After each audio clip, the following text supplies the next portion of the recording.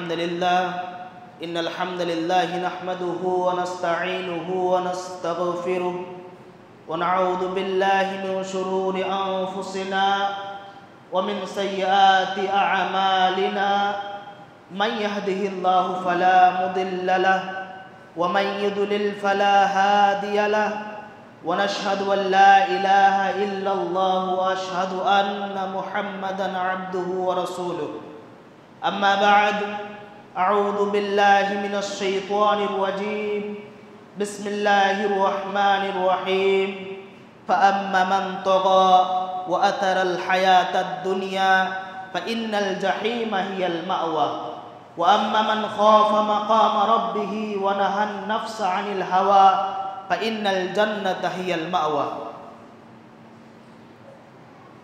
শ্রদ্ধেয় উপস্থিতি, সমুদায় প্রশংসা স্তুতি আরাধনা সেই মহান পাক রব্বুল আলামিনের জন্য, যিনি এই মহাবিশ্ব সৃজনে অনুগ্রহিত করেছেন। এক সৃষ্টি থেকে অন্য সৃষ্টির অসংখ্য মেলার সাথে যারা আছে বিস্ময়কর নৈপুণ্য, যিনি এক মাস থেকে অন্য মাস, এক মাস থেকে অন্য মাসকে উত্তম হিসাবে আমাদের মাঝে উপস্থিত করেছেন, সেই মহাপ্রতিপালকের নামে শুকরিয়া জ্ঞাপনার্থে ছোট্ট বাক্যের মধ্যে বলে থাকি আলহামদুলিল্লাহ।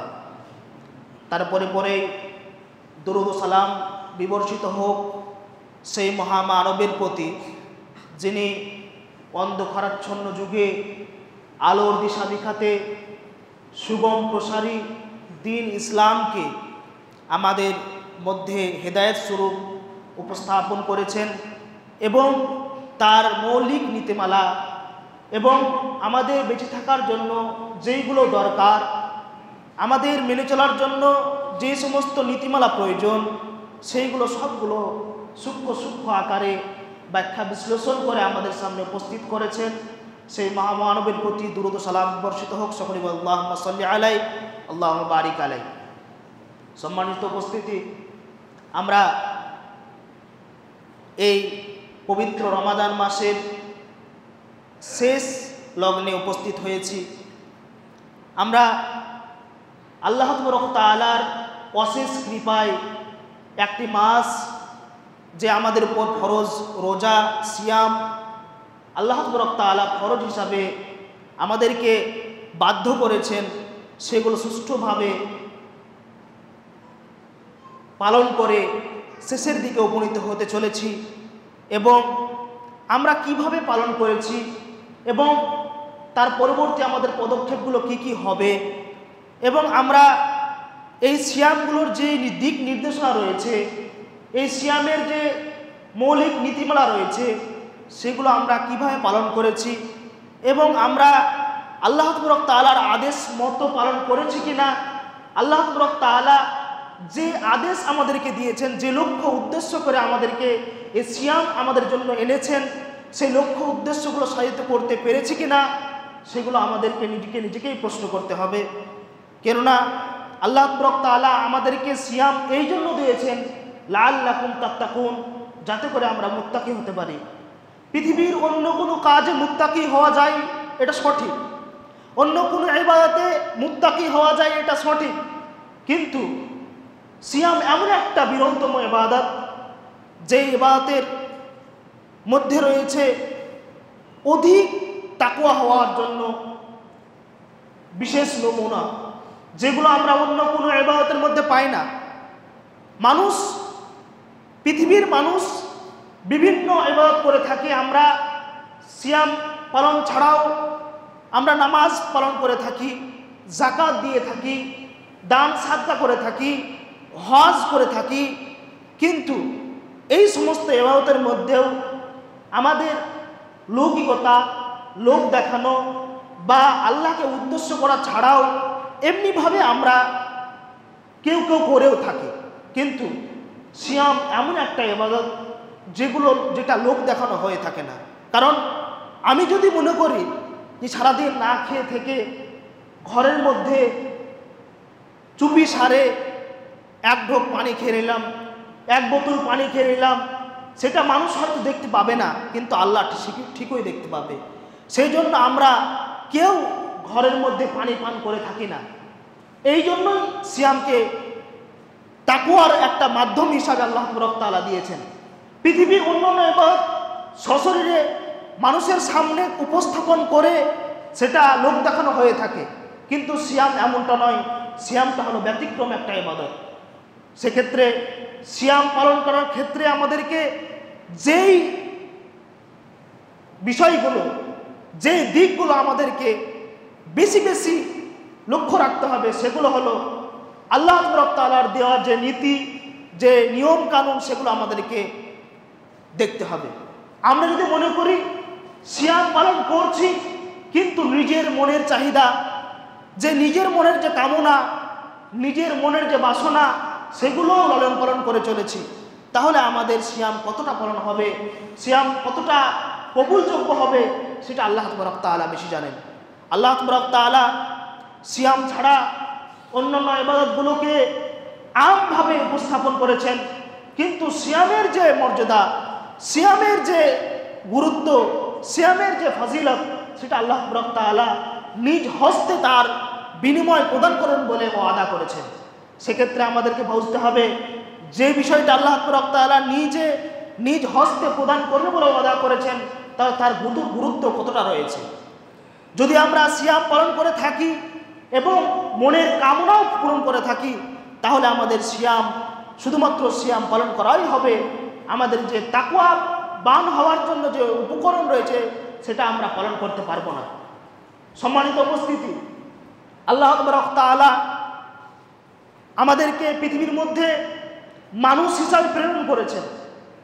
শুধু মানুষ হিসাবে প্রেরণ করার সঙ্গে সঙ্গে আমাদেরকে এমনিতেই ছেড়ে দেননি, আমাদেরকে তার সঙ্গে সঙ্গে আমাদের যাবতীয় বস্তু যেগুলো দরকার সবগুলো আমাদের মধ্যে দিয়েছেন। তার মধ্যে সর্বপ্রথম যেটা আমাদের দরকার সেটা হলো ইসলাম আমাদের মধ্যে এনে দিয়েছেন। আল্লাহ তাআলা পৃথিবীতে বিভিন্ন রকম মানুষকে সৃষ্টি করেছেন। সেই মানুষ বিভিন্ন রকম ধর্মমত পথ অবলম্বন করে থাকে, কিন্তু যাদেরকে আল্লাহ তাআলা ভালোবেসেছেন তাদেরকে দ্বীন ইসলাম এনে দিয়েছেন। আল্লাহ তাআলা কোরআন মাজিদের মধ্যে বলছেন, ইন্নাদ দীন ইনদাল্লাহিল ইসলাম, নিশ্চয় আল্লাহর নিকট মনোনীত ধর্ম হচ্ছে ইসলাম। ইসলাম এমন একটা ধর্ম যে ধর্মের মধ্যে সমস্ত রকম ব্যবস্থাপনা লুকিয়ে রয়েছে। আমরা যদি ইসলামের মূল নীতিগুলো আমরা যদি লক্ষ্য করি, তাহলে আমরা দেখতে পাবো ইসলামের মূল নীতি 5টি বিষয়ের উপর দাঁড়িয়ে রয়েছে। কালেমে তাওহীদ, নামাজ, রোজা, হজ এবং যাকাত, এই 5টি বিষয়ের উপর ইসলামের মূলনীতি দাঁড়িয়ে রয়েছে। আমরা যদি প্রত্যেকটি বিষয়কে পুঙ্খানুপুঙ্খভাবে পালন করি, তাহলে আমাদের আর অন্য কোনো বিষয় দেখা লাগবে না। আমরা ইনশাআল্লাহ আল্লাহ তাআলার ওয়াদাকৃত জান্নাতে আমরা প্রবেশ করব। আল্লাহ তাআলা এই দ্বীন ইসলামকে শুধুমাত্র আমাদের মধ্যে এমনিতেই দিয়ে দেননি, বরং তার এই দ্বীন ইসলামের মধ্যে এনে দিয়েছেন অর্থ ব্যবস্থা, দ্বীন ইসলামের মধ্যে এনে দিয়েছেন আইন ব্যবস্থা, দ্বীন ইসলামের মধ্যে এনে দিয়েছেন আমাদের রাজনৈতিক ব্যবস্থা, দ্বীন ইসলামের মধ্যে এনে দিয়েছেন আমাদের অর্থনৈতিক ব্যবস্থা সহ অন্যান্য সমস্ত রকমের যেগুলো আমাদের দৈনন্দিন জীবনে দরকার, সবগুলোই আমাদের মধ্যে এনে দিয়েছেন। এই সমস্ত পালনীয় বিষয়গুলোকে আমাদের সামনে এনে দিয়েছেন এবং আল্লাহ তাআলা আমাদেরকে একটি মূল নীতি বেঁধে দিয়েছেন, আল্লাযী খালাকাল মাউতা ওয়াল হায়াতা লিয়াবলুয়াকুম আইয়ুকুম আহসানু আমালা। অর্থাৎ আমরা দুনিয়াতে এসেছি, আল্লাহ তাআলা আমাদেরকে দুনিয়াতে এনেছেন, আমাদেরকে সুঠাম দেহ দিয়েছেন, আমরা চলাফেরা করছি। চলাফেরা করার জন্য আমাদের যে হায়াত এবং মওত নামক দুটো জিনিস আমাদেরকে এনে দিয়েছেন। আমাদের শরীরে একটি জীবন, একটা রূহ দিয়েছেন এবং তার সঙ্গে সঙ্গে রূহের যে শেষ অন্তিম কাল সেটা মৃত্যু, সেই মৃত্যুটাও আল্লাহ তাআলা দিয়েছেন। কি জন্য? লিয়াবলুয়াকুম, পরীক্ষা করার জন্য। আইয়ুকুম আহসানু আমালা, আমাদের মধ্যে কে ভালো উত্তম কর্ম করে চলে। অর্থাৎ আল্লাহ তাআলা কোরআন মাজিদের মধ্যে বলছেন, আল্লাযী খালাকাল মাউতা, যিনি সৃষ্টি করেছেন মওতকে, ওয়াল হায়াতা এবং জীবনকে, লিয়াবলুয়াকুম, পরীক্ষা করার জন্য, আইয়ুকুম আহসানু আমালা, আমাদের মধ্যে কোন ব্যক্তি অতি উত্তম কাজ করে চলছি সেটা পরীক্ষা করার জন্য। আমরা কে আল্লাহ তাআলার নির্দেশ মোতাবেক কাজ করে চলেছি, আমরা কারা আল্লাহ তাআলার নিষেধগুলোকে বেঁচে চলছি, এই সমস্ত বিষয়গুলোকে পরীক্ষা করার জন্য আমাদেরকে জীবন দিয়েছেন। আমাদেরকে আয়েশ আরাম করার জন্য জীবন দেননি। আল্লাহ তাআলা আমাদেরকে স্বেচ্ছাচারিতার জীবন লালন পালন করার জন্য দেননি। আল্লাহ তাআলা আমাদেরকে নিজের প্রপার্টি বেশি বৃদ্ধি করার জন্য জীবন দেননি। আমাদেরকে নিজের মনের চাহিদা, বাসনা, লালনা এগুলো পালন করার জন্য আমাদেরকে জীবন দেননি, বরং জীবন দিয়েছেন আমাদেরকে আল্লাহ তাআলা তার পরীক্ষা করার জন্য যে আমরা কারা আল্লাহ তাআলা সৎকর্ম করে তার জান্নাতের অধিকারী লাভ হতে পারি। আল্লাহ তাআলা সূরা নাজিয়াতের মধ্যে বলছেন, ফাআম্মা মান তাগা, যারা অস্বীকার করলো, যারা আল্লাহ তাআলার বিধিনিষেধকে অস্বীকার করলো, ওয়া আতারাল হায়াতাদ দুনিয়া, এবং দুনিয়ার লালসা, দুনিয়ার বাসনা, দুনিয়ার প্রেম, দুনিয়ার মোহ, দুনিয়ার ভালোবাসাকে যারা অনুসরণ করে চলল, তাদের জন্য আল্লাহ তাআলা যে ঠিকানা ওয়াদা করেছেন সেটি হলো ফাইনাল জাহিমা হিয়াল মাওয়া। তাদের নিকট তাদেরকে আল্লাহ তাআলা জাহিম নামক বাসস্থানে, জাহান্নাম নামক বাসস্থানে তাদের জন্য ঠিকানা রেখেছেন। অর্থাৎ আমরা যদি নিজের জীবনকে, নিজের বাস্তব জীবনকে এবং নিজের ব্যবহারিক জীবনকে যদি আমরা নিজের মতো করে চলি, আল্লাহ তাআলার দিক নির্দেশনা অনুযায়ী না চলি, তাহলে আল্লাহ তাআলা আমাদের জন্য রয়েছে জাহান্নাম নামক একটা ঠিকানা আল্লাহ তাআলা প্রস্তুত করে রেখেছেন। পক্ষান্তরে আল্লাহ তাআলা তার পরের আয়াতে বলছেন, ওয়া আম্মা মান খাফা, যারা ভয় করলো, কি ভয় করলো? মাকামা রাব্বিহি, তার প্রতিপালকের সামনে দণ্ডায়মান হতে হবে, এই বিষয়ে যারা ভয় করলো।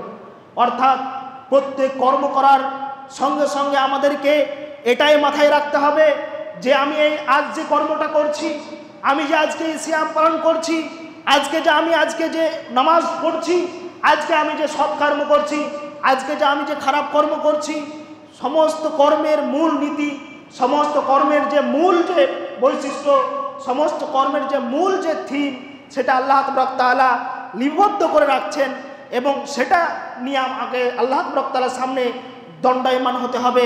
এই বিষয়ে ভয় রাখতে হবে। ফাআম্মা মান খাফা মাকামা রাব্বিহি, যেই ব্যক্তি ভয় করলো আল্লাহ তাআলার সামনে কিয়ামত দিবসে দণ্ডায়মান হতে হবে বলে, অনহান নাফসা আনিল হাওয়া, এবং নিজের নাফসকে, নিজের অন্তরকে হাওয়া অর্থাৎ নিজের মতোকে চলার থেকে বিরত রাখলো, আল্লাহ তাআলা তার জন্য সুসংবাদ দিচ্ছেন, ফাইনাল জান্নাতা হিয়াল মাওয়া। আল্লাহ তাআলা তাকে তার কথা বলছেন, সেই ব্যক্তির জন্য আল্লাহ তাআলা জান্নাত নামক ঠিকানা লিপিবদ্ধ করে রেখেছেন। সম্মানিত উপস্থিতি, এই আয়াতের মধ্যে আল্লাহ তাআলা তিনটি বিষয় উল্লেখ করেছেন। প্রথম নম্বর বিষয় হলো সমস্ত ব্যক্তিকে, পৃথিবীর যত ব্যক্তিকে আল্লাহ তাআলা এই ধরার বুকে এনেছেন বা আনবেন বা এসেছেন, সমস্ত ব্যক্তিদেরকে আল্লাহ তাআলার সামনে বিচার দিবসে দণ্ডায়মান হতে হবে। দ্বিতীয়ত হলো আমাদের নাফসকে আমাদের নিজের মতো করে চলা থেকে বিরত রাখতে হবে।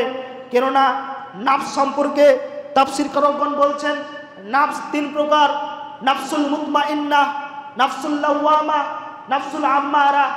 এই তিনটে নাফস আমাদের দেহের মধ্যে থাকে। প্রথম নম্বর নাফস সম্পর্কে আল্লাহ তাআলা বলছেন, ইয়া আইয়াতুহান নাফসুল মুতমাইন্নাহ ইরজিই ইলা রাব্বিকা রাদিয়াতাম মারদিয়াহ ফাদখুলি ফি ইবাদি ওয়াদখুলি জান্নাতি। হে নাফসুল মুতমাইন্নার কসম কি আল্লাহ তাআলা বলছেন, নাফসুল মুতমাইন্না হলো ওই নাফস যে নাফস সর্বদাই আল্লাহ তাআলার আদেশ মান্য করতে, আল্লাহ তাআলার নিষেধগুলোকে বেঁচে থাকতে এবং ভালো কাজের সর্বদাই আদেশ করে চলে, ভালো কাজ করব বলে মনস্থাপন করে। এই নাফসকে বলা হয় নাফসুল মুতমাইন্না। দ্বিতীয় নম্বর নাফস হল নাফসুল আম্মারা, এমন নাফস যে নাফস সর্বদাই খারাপ কাজের দিকে ধাবিত হয়, একটি খারাপ কাজ করতে করতে অপর খারাপ কাজের দিকে ধাবিত হয়। এই নাফসকে বলা হয় নাফসুল আম্মারা। তৃতীয় নাম্বার নাফস হল নাফসুল লাওয়ামা, তিরস্কারকারী নাফস, এমন নাফস যে নাফস খারাপ কাজ করে বটে কিন্তু পক্ষান্তরে মনে মনে তিরস্কার করে, আমি আজকে খারাপ কাজ করলাম কেন, আমি যদি ভালো কাজ করতে পারতাম তাহলে কতই না ভালো হতো। আমাদের অন্তরেরকে নিজেকে জিজ্ঞেস করলে আমরা পাবো আমরা কোন নাফসকে লালন করে চলেছি, আমরা কোন নাফসের অনুসরণ করে চলেছি, আমরা কোন নাফসকে পালন করে চলেছি। আমরা যদি নাফসুল মুতমাইন্নার অধিকারী হয়ে থাকি, আমরা যদি নাফসুল আম্মারার অধিকারী হয়ে থাকি, আমরা যদি নাফসুল লাওয়ামার অধিকারী হয়ে থাকি, তাহলে আমরা নিজেরাই সেটাকে পৃথক করতে পারবো যে আমি কোন নাফসের অধিকারী হয়ে আছি। সম্মানিত উপস্থিতি, নাফসুল মুতমাইন্না নিয়ে আমরা জান্নাতে প্রবেশ করতে পারি, কিন্তু নাফসুল আম্মারা নিয়ে কখনো আমরা জান্নাতে প্রবেশ করতে পারি না। কারণ নাফসুল আম্মারা কখনো জান্নাতের কাজগুলো সহজভাবে গ্রহণ করতে চায় না, সর্বদাই খারাপ কাজের দিকে ধাবিত হয়, সর্বদাই খারাপ কাজের দিকে অনুসরণ করে, সর্বদাই খারাপ কাজকে বেছে বেছে পালন করার চেষ্টা করে।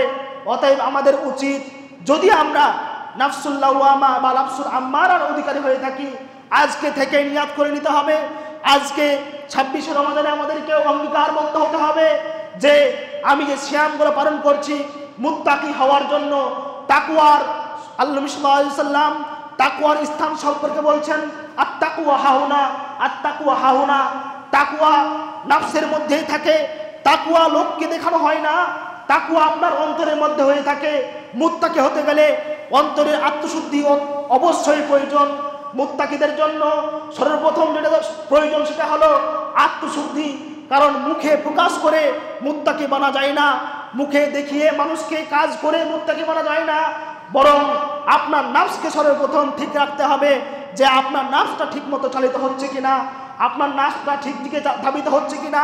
যদি আপনার নাফস ঠিক দিকে ধাবিত হয়, জানতে হবে আপনি মুত্তাকি, আপনি পরহেজগার, আপনি খোদা ভীরু, আপনি আল্লাহ ভীরু, আপনি আল্লাহকে ভয় করে চলছেন, আপনি আল্লাহর আদেশগুলোকে মেনে চলছেন, আপনি আল্লাহর নিষেধগুলোকে বেছে বেছে চলছেন। অতএব আপনি নিজের নাফসকে আজকে জিজ্ঞেস করুন যে আপনি কোন নাফসকে আজকে আপনি লালন করে চলছেন। আপনি আজ নিজের নাফসকে জিজ্ঞেস করুন আপনি কোন নাফসকে আজকে পালন করে চলছেন। সম্মানিত উপস্থিতি, বলার উদ্দেশ্য হলো এটাই, রমজান মাসের সিয়াম পালন করব, নিজের নাফসকে আগে আত্মশুদ্ধি করতে হবে, নিজের নাফসকে আগে পরিষ্কার করতে হবে। নাফসুল লাওয়ামা নিয়ে, নাফসুল আম্মারা নিয়ে সিয়াম পালন করে কোনো সিয়াম কাজে লাগবে না, বরং নাফসুল মুতমাইন্না সবকে রেডি করতে হবে। যে নাফস আপনাকে জান্নাতের পথ দেখাবে, যে নাফস আপনাকে সর্বদাই জাহান্নাম থেকে বিরত রাখবে, এই রকম নাফস আপনাকে তৈরি করতে হবে।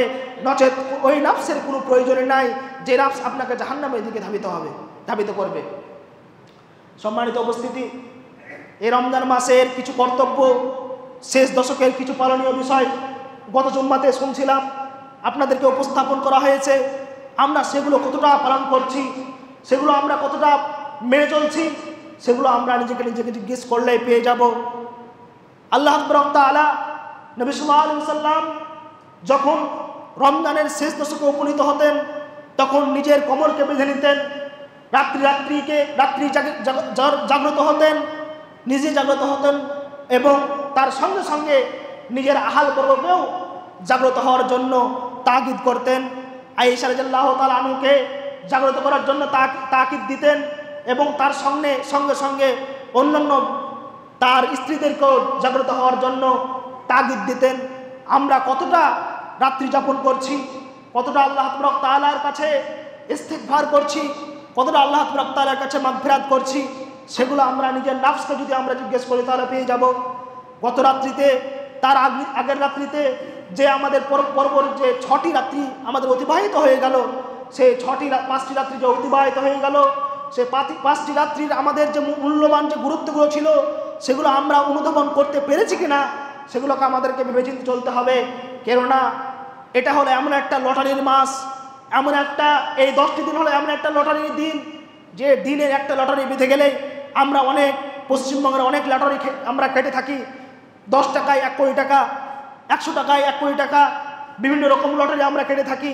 কিন্তু এটা হলো এমন একটা লটারি যে একটা দিন যদি যাপন করতে পারি, তাহলে খায়রুম মিন আলফি শাহর, 1000 মাস থেকে উত্তম আমরা ইবাদতের পেয়ে যাব। অতএব আমরা কি চাই না এই একটা দিনের লটারি আমরা গ্রহণ করতে?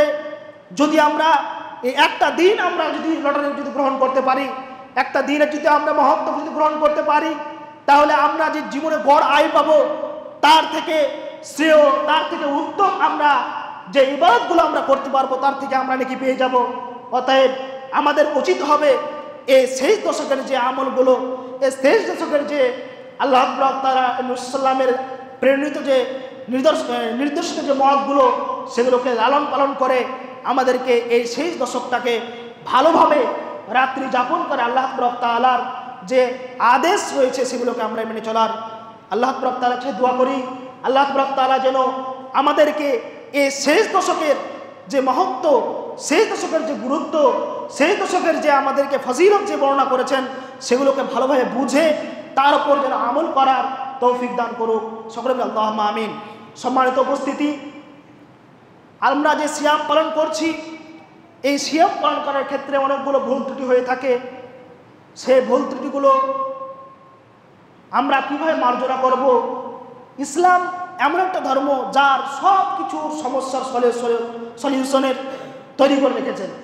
আমরা যে এই সিয়াম পালন করে থাকছি, এই সিয়াম পালন করার ক্ষেত্রে কিছু ভুল ত্রুটি হয়ে থাকে। অনেক কারো আমরা গীবত করে থাকি, কত হয়তো ফালতু কথা বলে থাকি, কাউকে হয়তো অশ্লীল কথা বলে থাকি, কোনো একটা খারাপ কাজের দিকে ধাবিত হয়ে থাকি, মনে একটা খারাপ কাজ জেগেই থাকে, এইরকম কাজ করে থাকি। এগুলো তো কিন্তু রোজা ভঙ্গ হয় না, কিন্তু রোজার জন্য যে আজার এগুলো সেগুলো কিন্তু কমে যায়। আল্লাহ তাআলা নবী সাল্লাল্লাহু আলাইহি সাল্লাম প্রদত্ত যে নিয়ম, সে নিয়ম দিয়ে দিয়েছেন যে রমজান মাসের যে শেষ যে দশকের দিকে, রমজান মাসের শেষের দিকে যে পূর্ণ মাসের যে ঘাটতিগুলো সেগুলো পূরণ করার জন্য একটা ব্যবস্থা রেখে দিয়েছেন, সেটা হলো যাকাতুল ফিতর। সেই যাকাতুল ফিতরের মাধ্যমে আমরা আমাদের আত্মশুদ্ধি, আমাদের যে রমাদানের যে বিষয়গুলো, যেগুলো ত্রুটিগুলো, সেগুলো আমরা মার্জনা করে থাকি, সেগুলো আমরা মিটিয়ে থাকি। নবী সাল্লাল্লাহু আলাইহি সাল্লাম বলেছেন হাদিস পাকের মধ্যে, ফারাদা রাসূলুল্লাহ সাল্লাল্লাহু আলাইহি ওয়াসাল্লাম যাকাতুল ফিতরে সাআন মিন তামারিন ওয়া সাআন মিন শাঈরিন আলা আবদিন ওয়া হুররিন ওয়া যাকারিন ওয়াল উনসা ওয়া সাগীরিন ওয়াল কাবীরিন মিনাল মুসলিমিনা ওয়া আমারা বিহা আন তুআদ্দিয়া ক্বাবলা খুরুজিন নাসি ইলাস সালাহ। অর্থাৎ নবী সাল্লাল্লাহু আলাইহি ওয়াসাল্লাম যাকাতুল ফিতরকে একসা জম বা একসা কিশমিশ বা একসা খাদ্যদ্রব্য দিয়ে নবী সাল্লাল্লাহু আলাইহি ওয়াসাল্লাম যাকাতুল ফিতরকে ফরজ করেছেন। যাকাতুল ফিতরটা সুন্নাত নয়, যাকাতুল ফিতর হলো ফরজ। কার কার জন্য? আলা আবদিন, প্রত্যেক স্বাধীন বা অস্বাধীন অর্থাৎ যারা আবদ রয়েছে, গোলাম রয়েছে তাদের উপর, ওয়া হুররিন, এবং যারা স্বাধীন রয়েছে আমাদের মতো স্বাধীন ব্যক্তি রয়েছে তাদের উপর, ওয়া সাগীরিন, যারা ছোট তাদের উপর, ওয়া কাবীরিন, যারা বড় রয়েছে তাদের উপর, ওয়া যাকারিন, যারা পুরুষ তাদের উপর, ওয়া উনসা, এবং যারা মহিলা তাদের উপর। সকল ব্যক্তিবর্গের উপর, অর্থাৎ ছোট বড় স্বাধীন পরাধীন সকল ব্যক্তিবর্গের উপর যাকাতুল ফিতর আল্লাহকে নবী সাল্লাল্লাহু আলাইহি ওয়াসাল্লাম ফরজ করেছেন। সে ফরজ করেছেন এবং নবী সাল্লাল্লাহু আলাইহি ওয়াসাল্লাম সেটা কখন পালন করবেন তারও নির্দেশনা নবী সাল্লাল্লাহু আলাইহি ওয়াসাল্লাম দিয়েছেন। যে নবী সাল্লাল্লাহু আলাইহি ওয়াসাল্লাম বলছেন যে ও আমারা বিহা আন তুআদ্দিয়া, নবী সাল্লাল্লাহু আলাইহি ওয়াসাল্লাম সেটাকে পালন করার জন্য হুকুম করেছেন, সেটা পালন করতে কখন? ক্বাবলা খুরুজিন নাসি ইলাস সালাহ, ঈদের সালাত যাওয়ার পূর্বে সেটাকে আদায় করার জন্য নবী সাল্লাল্লাহু আলাইহি ওয়াসাল্লাম আদেশ করে দিয়েছেন। এখানে আমরা এই হাদিসের মধ্যে আমরা কয়েকটি বিষয় লক্ষ্য করতে পারলাম। প্রথম নাম্বার হলো যাকাতুল ফিতর। যাকাতুল ফিতর দুটি শব্দের সমন্বয়। প্রথম নাম্বার হলো যাকাত, যার অর্থ হলো পরিশুদ্ধি অর্থাৎ প্রশংসা। এই বিভিন্ন রকমের ডিকশনারি ওয়াইজ বিভিন্ন রকম মানা হয়ে থাকে। আল ফিতর শব্দটি ইফতার থেকে নেওয়া হয়েছে, যার অর্থ হলো রোজা ভঙ্গ করা। অর্থাৎ রোজা ভঙ্গের মাধ্যমে, রোজা ভঙ্গের জন্য, রোজার মাসের বিভিন্ন ভুল ত্রুটি থেকে বেঁচে থাকার জন্য আত্মশুদ্ধির মাধ্যমে নিজের নাফসকে পরিশুদ্ধ করার নামই হলো যাকাতুল ফিতর। যাকাতুল ফিতরের আহকাম কি? নবী সাল্লাল্লাহু আলাইহি ওয়াসাল্লাম যাকাতুল ফিতর সম্পর্কে বলেছেন, ফারাজা রাসূলুল্লাহ সাল্লাল্লাহু আলাইহি ওয়াসাল্লাম যাকাতুল ফিতরে তুহরাতুল লিস-সাইম ফিল লাগবি ওয়ার রাফাসে ওয়া তু'মাতুল লিল মাসাকিন। অর্থাৎ নবী সাল্লাল্লাহু আলাইহি ওয়াসাল্লাম যাকাতুল ফিতরকে ফরজ করেছেন কি জন্য? সায়েমদের জন্য, পবিত্রতা অর্জন করার জন্য। অর্থাৎ যারা রোজাদার রয়েছে আমরা, আমাদের যে অপবিত্রতা কিছু থেকে থাকে, এই অপবিত্রতা থেকে বেঁচে থাকার জন্য আমাদের যে পবিত্রতা হতে হবে, আমাদেরকে নিজেকে যে পবিত্র থাকতে হবে, এই পবিত্রতা অর্জন করার জন্য আমাদের জন্য রয়েছে যাকাতুল ফিত্র। আর দ্বিতীয়ত কারণ হলো সমন্বয় বজায় রাখা। আমরা যারা ধনবান রয়েছি, আমাদের যাদের অর্থ রয়েছে, আমরা যারা আমাদের পোশাক, সাজসজ্জা, খাদ্য, বিভিন্ন রকমের বন্দোবস্ত যাদের রয়েছে, আমাদের নিজে নিজেই খেয়ে থাকবো এমনটা নয়। ইসলাম সমতা সর্বদাই বজায় রাখে। তুরমাতুল মাসাকিন, অর্থাৎ মিসকিনদের খাদ্য স্বরূপ যাকাতুল ফিত্রকে ফরজ করেছেন নবী সাল্লাল্লাহু আলাইহি ওয়াসাল্লাম। এই থেকে বোঝা যায় যাকাতুল ফিত্রটা দুটো ভাগে বিভক্ত। একটা হলো আমাদের নিজের সিয়ামকে পবিত্রতা অর্জন করা, আর দ্বিতীয়ত হলো মিসকিনদের খাদ্য যোগানো। এই দুটোই হলো যাকাতুল ফিত্রের মূল উদ্দেশ্য, লক্ষ্য। আমরা সেটা পালন করব কখন? আমরা সেটা পালন করব ঈদের নামাজের যাওয়ার পূর্বে আমরা সেটা পালন করার চেষ্টা করবো ইনশাআল্লাহ। কেউ যদি আমরা মনে করি যে পূর্ণতাতে আমরা যাকাতুল ফিত্র আদায় করে চলছি, সেটা খুব একটা ভালো হবে বলে মনে করি না। কারণ সমস্ত মুফাসসিরিনগণ, সমস্ত মুহাদ্দিসিনগণ ঈদের পূর্বে যত তাড়াতাড়ি সম্ভব সেটা আমাদেরকে পালন করার জন্য নির্দেশন দিয়েছেন, এবং শরীয়ত মতে এটাই বাস্তবায়িত এবং এটাই হলো বাস্তবসম্মত। অতএব আমরা ঈদুল ফিত্রেতে যাওয়ার পূর্বে আমরা যাকাতুল ফিত্র আদায় করবে, আমরা ঈদুল ফিত্রের নামাজে উপস্থিত হব। সম্মানিত উপস্থিতি, ঈদুল ফিত্রের নামাজ পরে কি যাকাতুল ফিত্র আদায় করা যাবে, এ বিষয়ে সকলের ঐক্যমত হলো কেউ যদি ঈদুল ফিত্রের পরে যাকাতুল ফিত্র আদায় করে তাহলে সেটা যাকাতুল ফিত্র বলে গণ্য হবে না, বরং সাধারণ সাদকা হিসাবে গণ্য হবে। সেক্ষেত্রে আমাদেরকে সাবধান থাকতে হবে। আমাদের আত্মশুদ্ধির জন্য, আমাদের সিয়ামের আত্মশুদ্ধির জন্য আমাদেরকে অবশ্যই যাকাতুল ফিত্রটা আদায় করতে হবে। ঈদের সলাতের পূর্বে ঈদের সলাতের পরে কোনো যাকাতুল ফিত্র নেই, অবশ্যই আমাদেরকে এটা মেনে চলতে হবে। সম্মানিত উপস্থিতি, আমাদেরকে ফিতরার পরিমাণ নির্ধারণ করে দিয়েছেন নবী সাল্লাল্লাহু আলাইহি ওয়াসাল্লাম, যে যাকাতুল ফিত্রের কতটা পরিমাণ আমরা আদায় করব। নবী সাল্লাল্লাহু আলাইহি ওয়াসাল্লামের যুগে কুন্না নাখরুজু ফি আহাদি রাসূলুল্লাহ সাল্লাল্লাহু আলাইহি ওয়াসাল্লাম সাআন মিন তাআমিন, সাহাবাগণ বলছেন যে আমরা নবী সাল্লাল্লাহু আলাইহি ওয়াসাল্লামের যুগে যাকাতুল ফিত্র আদায় করতাম সাআন মিন তাআমিন, খাদ্যদ্রব্য দিয়ে একসা সম্পর্কে ইবনে তাইমিয়া, একসা সম্পর্কে সালেহ ইবনে উসাইমিন, বিভিন্ন মুহাদ্দিসিনগণ বলছেন একসা সমান 2 কেজি 40 গ্রাম, অর্থাৎ প্রায় 2.5 কিলোর মতো। অতএব আমরা 2.5 কিলো খাদ্যদ্রব্য, যেটা নাসুল হাদিসা রয়েছে, নাসুস শারঈ রয়েছে, সেই নাসুস শারঈ দ্বারা আমরা পালন করে থাকব। যদি বিভিন্ন রকমের ফিতনায় জর্জরিত সমাজ, ফেসবুক খুললে আপনারা দেখতে পাবেন বিভিন্ন রকমের ফিতনা, বিভিন্ন রকমের মাসলা মাসাইল চলছে, আমরা কোনো দিয়ে কান না দিয়ে নাসুল হাদিস রয়েছে, যেটা নাস রয়েছে, সেই নাসকে আমরা পালন করব। নাস বলা হয় হাদিসের মূল ইবারত। হাদিসের মূল ইবারত যেখানে রয়েছে, স্পষ্টভাবে যেখানে রয়েছে, সেখানে আমাদের কোনো রকমের আর দ্বিধা দ্বন্দ্বে থাকা চলবে না, কোনো রকমের দ্বিমত পোষণ করা চলবে না। বরং যেখানে আমরা নাসুস শারঈ পেয়েছি, যেখানে শরীয়তের নাস যেখানে মানে একবারে জলজল করে দেখা যাচ্ছে, সেখানে আমরা কোনো রকমের মত পোষণ করব না। মনেরকে অঙ্গীকারবদ্ধ করে নেব যে যেখানে আমরা স্পষ্ট হাদিস পেয়ে যাচ্ছি, সেই স্পষ্ট হাদিসের উপরে আমরা আমল করে চলব। অতএব যে সাহাবাদের আমল ছিল, সাহাবাদের যুগে যে আমল ছিল, যে যাকাতুল ফিত্রে 1 পরিমাণ খাদ্যদ্রব্য যে আদায় করতেন, আমরা সেইভাবে আদায় করে চলব। অর্ধশা সম্পর্কে মুআবিয়ার নিজস্ব ইজতিহাদ ছিল, সেগুলো পরবর্তীকালে আবু সাঈদ খুদরি তার বিরোধিতা করেছেন। তার বিরোধিতা করেছেন অন্যান্য বড় বড় সাহাবাগণ, যে মুআবিয়া অর্ধশা, যে তিনি ওই খাদ্যদ্রব্যকে কনভার্ট করে অর্ধশাকে তিনি যাকাতুল ফিত্র হিসাবে ধার্য করেছিলেন, সেটা পরবর্তী বড় বড় সাহাবাগণ সেটা পালন করেননি। বরং আমরা 1 ওপরে আমল করব। আল্লাহ তাআলার কাছে দোয়া করি, আল্লাহ তাআলা, হে আল্লাহ, তুমি আমাদেরকে হাদিসের মূল ইবারত বুঝে, হাদিসকে ভালোভাবে অনুধাবন করে, হাদিসের কি বলতে চাইছে সেগুলো আমাদেরকে ভালোভাবে অনুধাবন করে তার প্রতি আমল করার তৌফিক দান করো। এবং শুধু তাই নয়, আমরা যারা 1 মাস সিয়াম পালন করলাম, সেই সিয়াম পালন করার সঙ্গে সঙ্গে সেই সিয়ামের যাবতীয় যে আহকামগুলো যে আমরা পালন করলাম, সেই যদি আমাদের কোনো ভুল ত্রুটি হয়ে থাকে আল্লাহ তুমি সেই সিয়ামটাকে তোমার কবুলযোগ্য ইবাদত হিসেবে গ্রহণ করো, সকলে বলি আল্লাহুম্মা আমিন। হে আল্লাহ, তুমি আমাদের যারা অসুস্থ রয়েছি আমাদের সমস্ত অসুস্থ ব্যক্তিদেরকে সুস্থতা দান করো।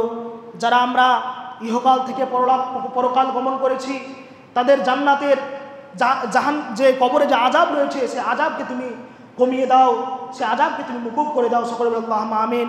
আমরা যারা ঋণগ্রস্ত রয়েছি আমাদের যারা ঋণ রয়েছে তাদেরকে ঋণকে যদি মিটিয়ে দেওয়ার হয় আল্লাহ তুমি মিটিয়ে দাও, এবং আমরা সর্বোপরি আমরা যেন ইসলামের উপর দীক্ষিত থেকে ঈমানের অবস্থায় মৃত্যুবরণ করতে পারি, সকলে বলি আল্লাহুম্মা আমিন। ওয়া আখির দাওয়ানা আনিল হামদুলিল্লাহি রাব্বিল আলামিন। আল্লাহুম্মা সাল্লি আলা মুহাম্মদ ওয়া আলা আলি মুহাম্মাদিন কামা সাল্লাইতা আলা ইব্রাহিম ওয়া আলা আলি ইব্রাহিম ইন্নাকা হামিদুম মাজিদ। আল্লাহুম্মা বারিক আলা মুহাম্মদ ওয়া আলা আলি মুহাম্মাদিন কামা বারাকতা আলা ইব্রাহিম ওয়া আলা আলি ইব্রাহিম ইন্নাকা হামিদুম মাজিদ। আসসালামু আলাইকুম ওয়া রাহমাতুল্লাহি।